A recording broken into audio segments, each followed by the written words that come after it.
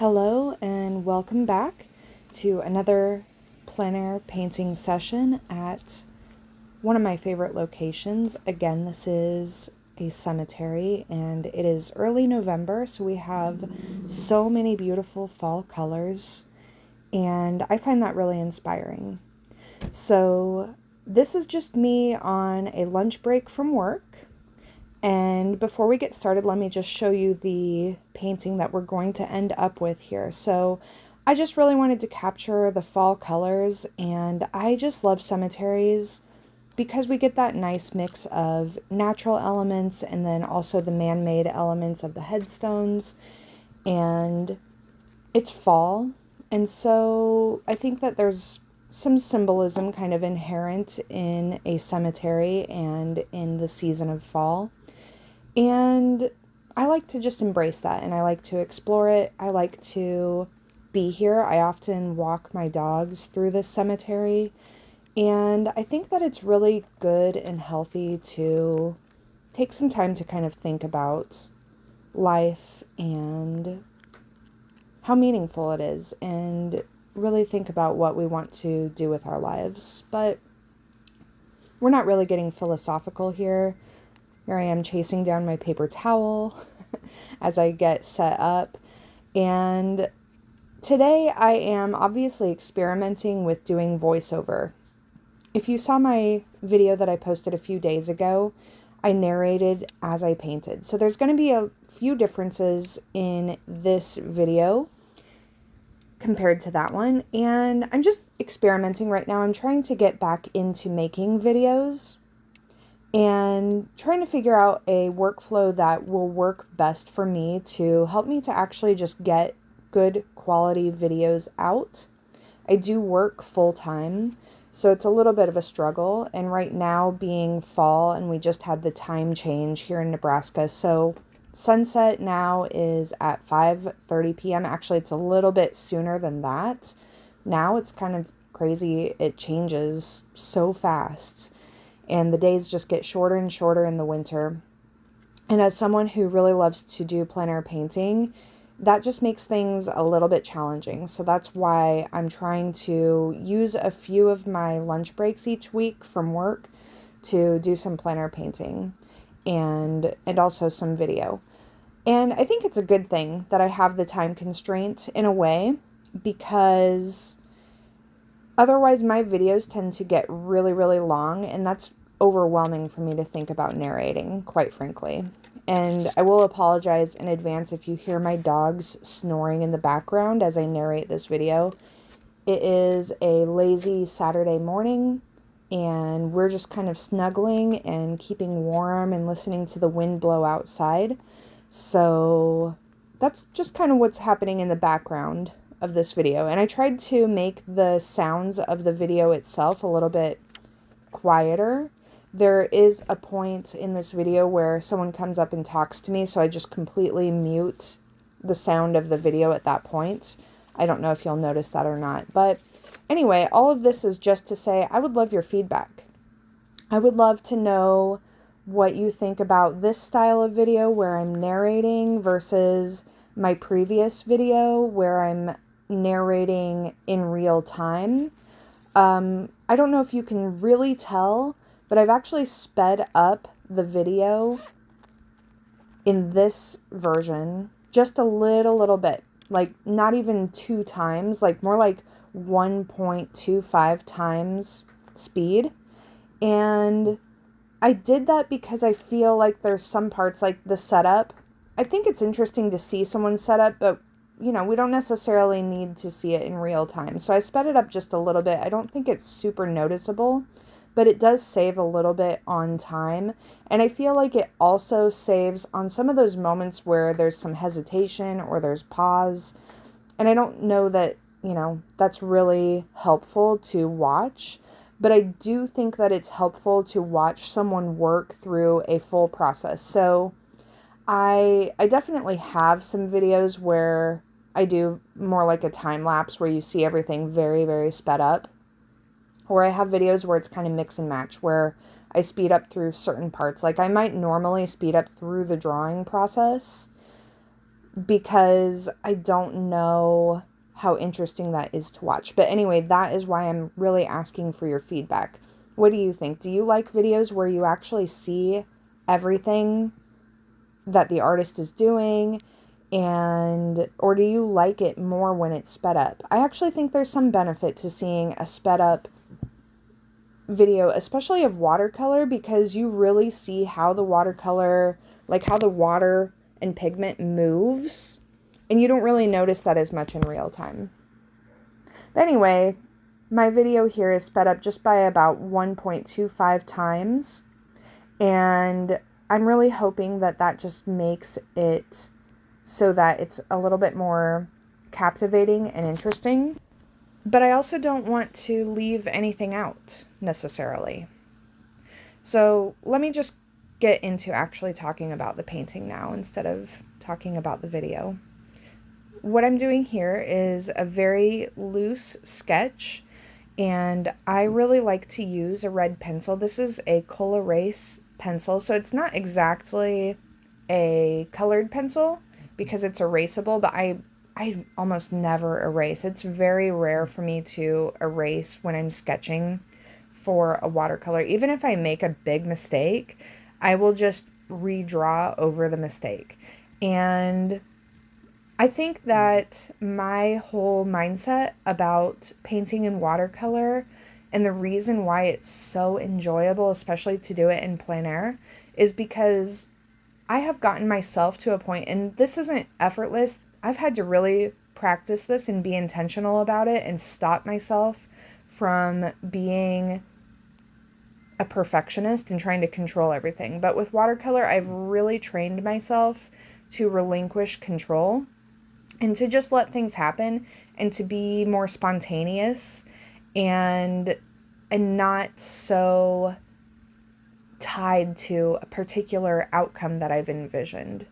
There are always some specific things that I really intend to capture when I go out to plein air paint.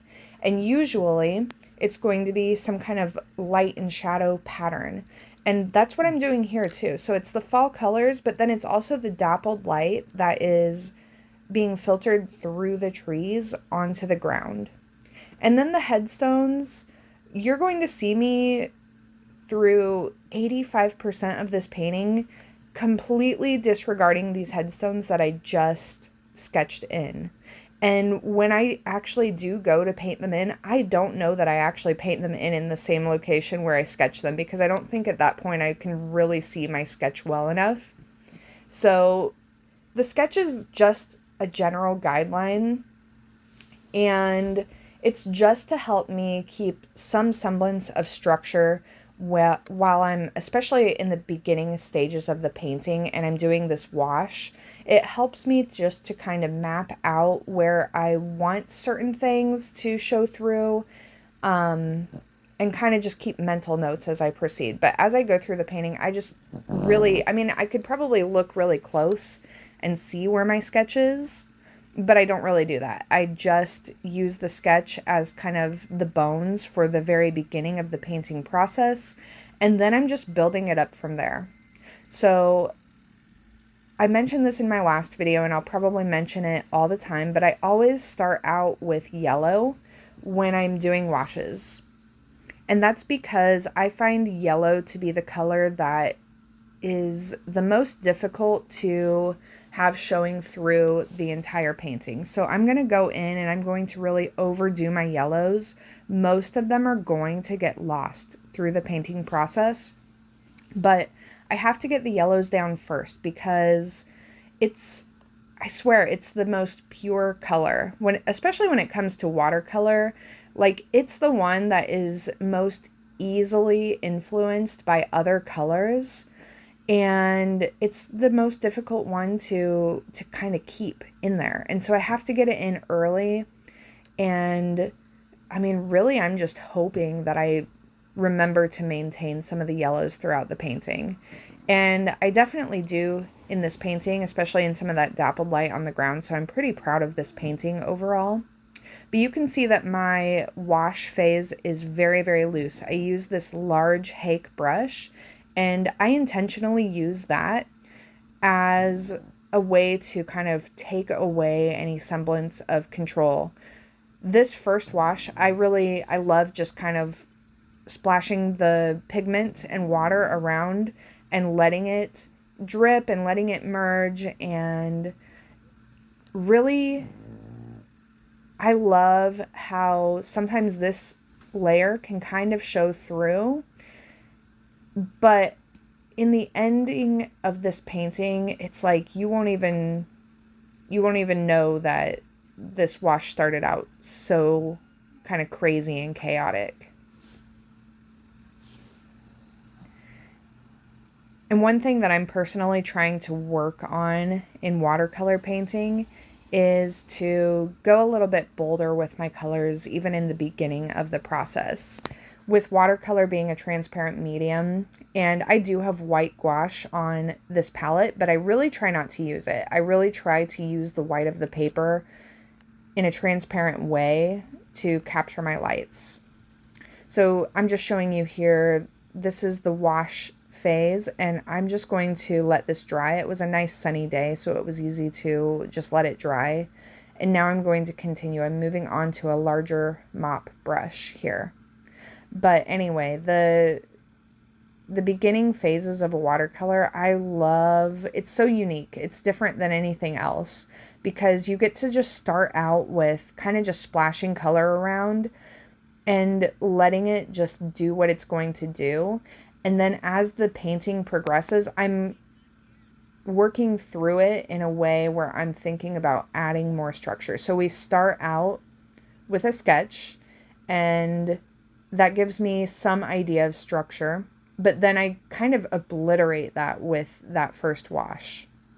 You can probably look closely and see some of those red lines right now, but those red lines are mostly to guide me through the wash, just to kind of show me, generally speaking, where I want certain colors and where I don't want certain colors. And in this painting, there's no sky, so there's no blue at all. I used that yellow and some greens in the grass. I completely disregarded all the headstones and also the tree trunks and all the branches and everything. And then for the more distant foliage, I actually just used kind of a violet. And for that, I probably used my lavender and mixed just a little bit of my green into it to neutralize it a bit. And that's what I'm doing to indicate distance in this painting. And now for this second phase, this is a phase where it's the water consistency is still pretty high, but I'm definitely going in, you can see, with much bolder colors. And I'm looking to see in the trees, like, what are the most vibrant colors that I want to capture. So I picked a spot where I mostly had red trees, and so I really want to capture those, but I'm allowing some of that initial wash to show through in some areas, and that's going to give the impression of just sunlight being filtered through the leaves of the trees. And then over here on the left side, there is a tree that's a little bit more green, but you know, I'm using that just to contrast all of the reds, but I don't want to spend a lot of time or focus on that green tree because I really want the focal point to be the red trees. And now I'm starting to map in some of the shadows. So the lighter greens and yellows are going to be the dappled light, so where the light is being filtered through the leaves and the branches of all the trees. And then this darker green is where I'm beginning to think about the shadows. So the shadows are being created by the trunks of the trees and then also by the branches and leaves of the trees. And this is something that I think you really just have to practice having an open mind about this, because there's so much going on that you're not going to capture every detail. It's sort of like thinking about painting a tree and thinking that you're going to paint every branch and twig of the tree exactly. Dappled light is sort of the same thing, where you really have to simplify. And I also am trying to think about color, and I'm kind of experimenting here, trying to figure out exactly what color to make the shadows of the dappled light. So up close, I'm doing a little bit more blue violet, and then in the distance I'm doing more of a maybe a red violet or even a true violet. So I'm altering the color of the shadows as a way to create a sense of distance. So if I painted all of the shadows the exact same color, we would lose a sense of the scene kind of retreating into the distance. So you can see when I do the shadows up close, I just add a little bit more blue into the mix. And then those shadows in the distance are more violet. And that's not even because that's like a rule of atmospheric perspective. I would say the only rule of atmospheric perspective that I'm following here is just that I'm differentiating the colors in the foreground from the colors in the midground and the distance. So again, some of that foliage way in the background is just that lavender violet that I applied during that first wash, and we're just going to leave it at that. I'm not going to go and try to capture any of the tree trunks that far back. It's just going to be kind of a very simplified background because we don't want it to be visually distracting. Now I'm starting to map in the trunks of some of the trees, and I'm using an orange, so yellow and red, and then there's some other colors mixed in there too, just by nature of my palette not being completely clean. But what I'm doing is I'm trying to paint in the light side of these tree trunks first. So where the sun is actually hitting the tree trunks, and then I will go in later to do the shadows. But again, with watercolor being a transparent medium, it's really important to start thinking about where is the light first.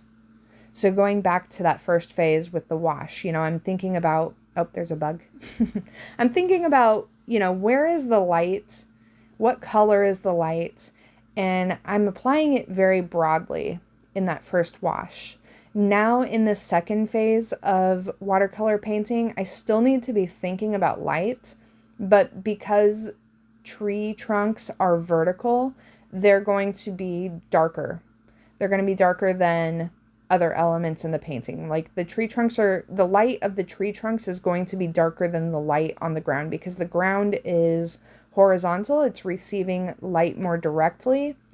And even though the trunks of the trees are getting sunlight, they are just darker elements. So I can go over the wash and still have a sense of light hitting these tree trunks just by using warm, bright colors. So hence the orange. So we're going to go in there with the light on the tree trunks, and then in the next phase of the painting, I will go in and do some of the shadows. And right now too, I don't have to be too careful about like branches and things like that because they're going to, being this warm color, they're going to just blend in with the foliage of the trees anyway. So I can just kind of go in and start creating the texture of branches without worrying about them becoming too distracting. And that's something that I think is difficult with painting trees, is that we get so caught up in trying to paint every branch and twig. Again, like, we get caught up in details, and it's kind of difficult to train yourself out of that. But one way to do it is that when you're kind of getting into the weeds of details, use a color, use a value that isn't going to be visually distracting. So you can kind of create some subtle texture up there without going into too much detail and making it look like chaos, like a big tangled web of sticks up there. You really want to keep it light and airy, and you can do that by using colors that are going to blend in with whatever is around it. So even if I were, let's say I were painting a tree with no leaves on it whatsoever and just sky as the background, I would make a lot of the branches and twigs that I'm seeing, I would make them just a hair darker than the sky, and they would have a lot of blue in them. So they would blend in a little bit more with the sky. And then the more prominent branches I would do in a darker value that's more, you know, more the natural color of the tree. But like distant branches and twigs, or, you know, smaller ones, should really be kind of the same or very close in color and value to whatever is around them. And that's going to help you a lot to make your trees just look a little bit more natural, and also to make them look more visually pleasing. So now I'm just going in with some pure yellow. I did let this dry a little bit. I showed you just a little brief close-up of what the painting was looking like, and then I let this dry. It was a nice day because it was actually very warm, and it was very sunny and just a little bit windy, but not too windy, just a nice breeze, and that helped my watercolor set up really, really well. It's not always like that. When you're plein air painting, you really have to paint along with your weather conditions. So if it's cold or if it's really humid out, your watercolor painting is just not going to dry as fast. And that's difficult for me because I really like my watercolors to dry in between these kind of distinct phases. But anyway, I was using that pure yellow just to add even a little bit more sunlight to my tree trunks. And now I'm also using it on the ground. I think that another challenge with painting plein air is dealing with greens. And I find that the best way to deal with greens is to not have too many greens. Not too many pure greens anyway. So I almost always am neutralizing my greens with red just to make them look a little bit more natural. I don't really love bright greens in my landscapes. So fall is a great time for me, but I still felt like the grass was a little too green, so I went in with a little bit of orange to neutralize the grass just a little bit. And now I'm going in with even more bold strokes. I'm using a permanent rose along with my azo yellow, and also I'm using quinacridone gold to do a lot of these leaves. And so now I'm going to start doing a little bit more shadow. So I'm mixing up a violet. I'm using ultramarine blue along with my permanent rose. And you can see I'm hesitating a little bit more here because I want to be more careful. I want to be more intentional. I don't want to, I'm getting out of the mode of thinking, and I've also moved to a smaller mop brush too, if you notice. But I'm having to start at this point making more decisions. In the beginning of the watercolor, it's like just splashing paint around and just letting it do what it's going to do and relinquishing control. And as I progress through the painting, as I said earlier, I am adding more structure, and that means making more decisions. So I am going into some of the shadows on the ground and just adding a little bit more violet, but I have to be careful to allow some of that light to shine through because it's so easy to lose that. And what I don't want to do is have to go over anything with gouache, because I'm not against it. I know people have feelings about it. I'm not against using gouache, but I do feel like whenever I use gouache, it's like, well, it doesn't have that, it just doesn't have that watercolor essence anymore. And that's why I do watercolor. It's not because it's the easiest medium. It's because I love the essence of watercolor and how transparent it is. And once you have to mix gouache in to, add lights over darks in watercolor, I can tell, I can look at another painting and I can usually tell if they used gouache in some areas. So another tip that I have about painting trees in dappled lights is to connect the trunk of the tree to a shadow. So the light is coming in at an angle. The sun would be over on my left side. So all of the shadows of the tree trunks are going to be on the right side of the tree trunk. And then they should be connected to a shadow that runs along the ground, whatever distance. You know, if the sun is higher in the sky, then you're going to have shorter shadows. Right now, it was probably early afternoon, but because there's so many trees, you can't really tell where the shadow of one tree ends and another begins. So I didn't have to think about the length of the shadows so much.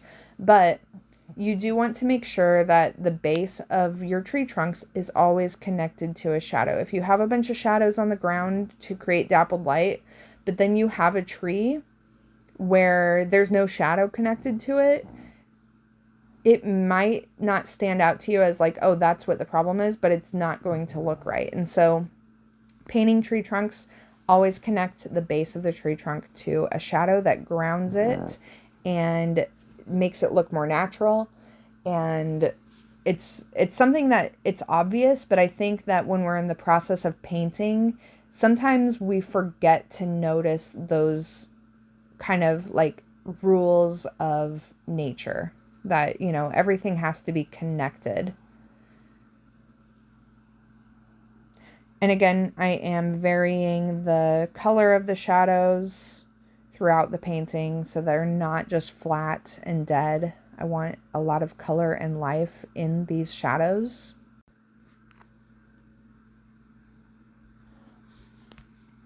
But again, I have to be able to make decisions, and I have to be pretty careful not to cover up the light. But I will say, and you'll see this more at the end of the painting when I move my camera to show the scene, there's mostly shadow on the ground. There's very little light coming through. And so it's going to be something that's a little bit of a challenge to maintain the semblance of light when it's mostly shadow. And here I'm going in with a darker violet. I feel like violet is a really nice contrast to orange. I know that violet and orange, they're both secondary colors, and so they're not, opposites of each other. They're not complementary colors, technically, like when you are referring to color theory, but they just make great complements in a painting, in my personal opinion. I also think that violet and green make really great complements. So I think I use a lot of violet in my painting. And in fact, lavender, which if you look right now at my palette on the left side, you'll see that large dark pan, that's Payne's Gray, but right beneath that is a color called lavender. And I believe it's Daniel Smith. And I used it quite a lot in this painting.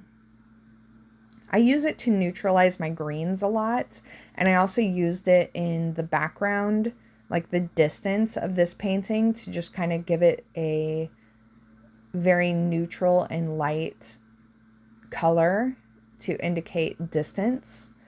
But I use that color a lot, and I'll actually use it a lot coming up here when I start actually working on the headstones. But I use a lot of violets in my paintings. I think that it's a great shadow color, and I love shifting it between being more blue and more red to get some really nice and pleasing color variation. So that's really how I'm approaching my shadows in this painting.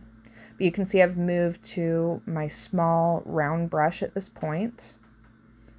I'll move back to a mop brush later. But in general, I start with a large brush, and as I work through the painting, my brush that I'm using tends to get smaller. If I'm doing just a sketch, I often will just use my small mop brush for the entire painting process, and that's a nice challenge. But when I'm doing something where I'm really trying to take my time and do a painting that's more or less complete, then I will use this smaller brush as, again, like I'm adding more structure to the painting. I'm going in, and right now I'm kind of indicating some shadows in the distance.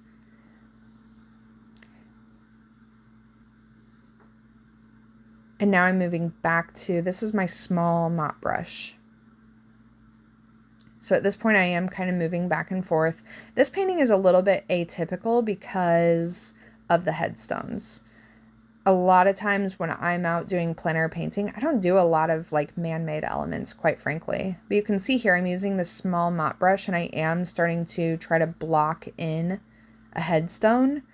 And I'm going to end up switching over to a flat brush, which I don't usually use flats for watercolor. I usually use them for gouache, and I use them in oil painting too. But I have some synthetic flat brushes that I really have for gouache, and I was lucky that I had one in my bag while I was doing this painting, because I felt like blocking in these headstones, I was just not getting that really geometric shape. I wasn't getting the rectangles and squares that really indicate that they're man-made and will contrast them from other elements in the painting. Also right now I'm doing some small, just kind of blobs in the distance to indicate the headstones, but I felt like they were a little bit too dark in value, and that's why I'm going and kind of blotting those with my paper towel, and you can see that instantly lightened the value of them. Now this is pure lavender that I'm using right here. So you can actually see that this lavender color, it is a little bit opaque, but it just ended up being like the perfect color for a lot of these headstones. So I initially went in with, I think it was just pure Payne's Gray to start blocking in the headstones, and that's great for the shadowy part of the headstones. And the headstones are not getting a ton of light. I mean, some of that dappled light is probably hitting some of the headstones, but for the most part, they're all in shadow. And so this was just a great combination to handle the headstones. But yeah, you can see there's this one headstone that was more prominent, and anytime that you're painting a bunch of elements, so for example, a bunch of trees or a bunch of headstones or a bunch of anything, you really only have to pick one or two that you kind of render out, and then the others, the shape doesn't really matter because the viewer's eye fills in all of those details. So you just have to give them like one or two nice clues of what these things are, and then, you know, in our minds, just pattern recognition, we're like, oh, that's what all of those are. And so you don't have to go and meticulously render all of these shapes. Just doing one or two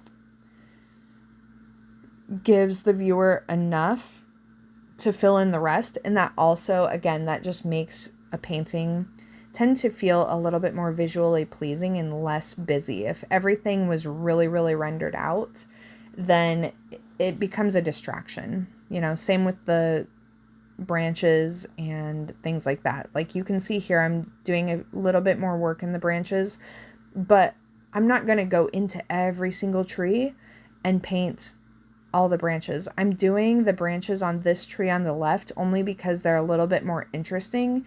They are coming down more, whereas all of the other trees, the branches are really more in an upward trajectory.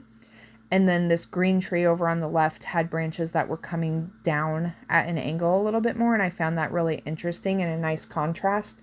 So I'm going in and spending a little bit more time articulating those branches, and I'll do a little bit of the more upward branches over here just to add a little bit of contrast. But if I went in and I started painting every detail in the branches, it would just become very distracting and noisy. So here's where the painting is right now. At this point, I know that I need to let those headstones dry a little bit because I already have realized that my mop brush is not great.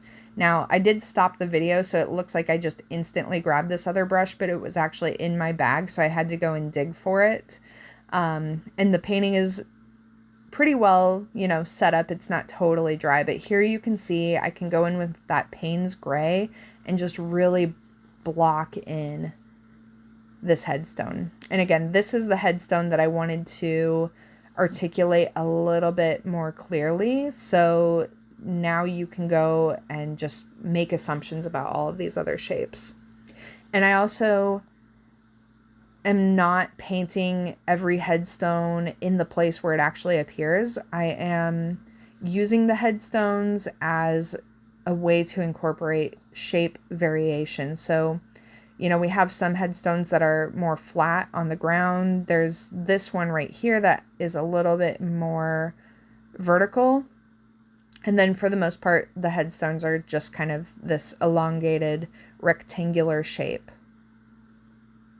But by focusing a little bit more on the headstone that is in that center left position, and not doing too much with the other ones other than just adding a little bit of a geometric shape to them at this point with my flat brush, that's all that you need to do.